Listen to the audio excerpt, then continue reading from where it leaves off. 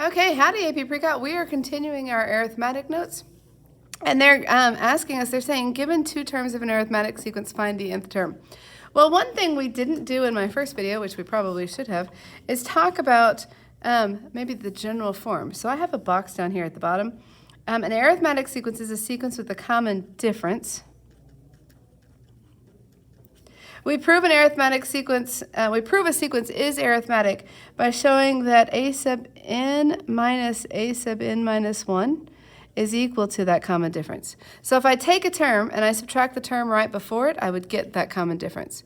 So for example, if I said a sub 5 minus the fourth term that came right before that, that would give me the common difference. So if I'm at, another way to think about it, okay, so here's the first term, here's the second term, here's the third term, here's the fourth term. If I want to go from the third term to the fourth term, I have to add that common difference one time. So if I was going this way, when I subtract, I would get the common difference. Okay, in general, the recursive formula, you have to tell me where to start, so a1 is equal to some number. In general, they'll tell you, like up here, they'll tell you what that number is. And then a sub n is equal to a sub n minus 1 plus d. So we add the common difference to the term that came right before it. The explicit formula, you have a couple ways to write that. And one of them is, if you were at a sub n, if we want the nth term and we know the first term, what we can do is we can add the common, well, okay, so say I'm at the first term and I want to get to the fourth term. I would have to add my common difference 1, 2, 3 times.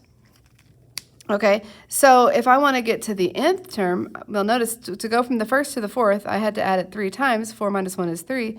If I want to get from the first to the nth, I have to say n minus 1 times that common difference. Okay, you could also say a sub n, if we're at some random term k. So like if I was at the third term and I want to get to the 12th term, then what I could do is I could add my common difference n minus k times.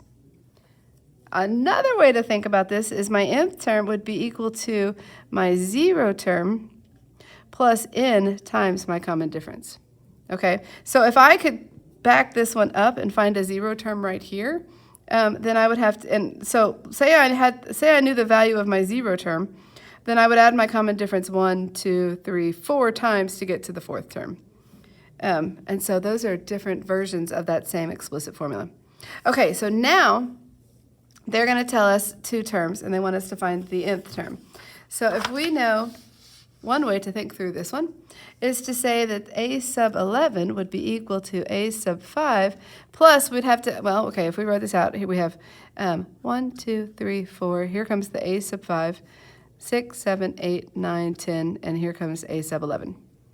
Oh, you couldn't see what I was doing. I'm so sorry.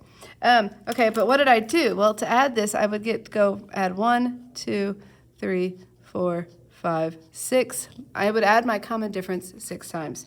So from the fifth term to get to the 11th term, I have to add my common difference 6 times. Okay, so now we can plug in values that we know. We know a sub 11 is 35. We know a sub 5 is 11. So now we can solve this equation. So we subtract, we get 24 is equal to 6d. When I divide by 6, I get that my common difference is equal to 4. Okay, but I also need, if you remember my new little equations, my favorite version is this one, which involves the first term, but we don't know the first term. Okay, so let's keep working.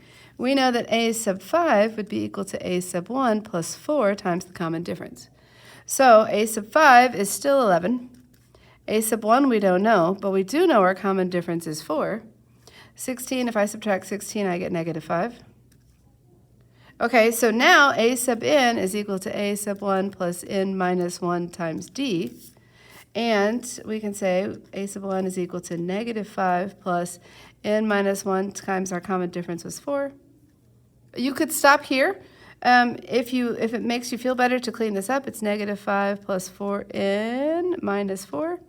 Clean this up a little bit more. A sub n is equal to 4n minus 9. And let's see, if I plug in 5, 20 minus 9 sure is 11. That's a good sign. Okay, so a sub n is equal to, the most clean, concise way to write that is 4n minus 9. Not the only acceptable answer, but there it goes. The next one is a similar idea. I'll have that in my answer key, but I'm not going to do it now. Given the following information, identify the value of n. Okay, so they've told us a sub 1, they've told us the common difference, and they're asking us to find which term is it whose value that has a value of 101. Okay, so let's see. We said a sub n is equal to a sub 1 plus n minus 1 times d. Well, let's plug in what we know. We know that a sub n is 101. We know that a sub 1 is 20.5. Plus, we don't know n. We do know d is this. And now we have one equation with one variable, and we know what to do. Okay, 101 is equal to 20.5 plus 3.5n minus 3.5.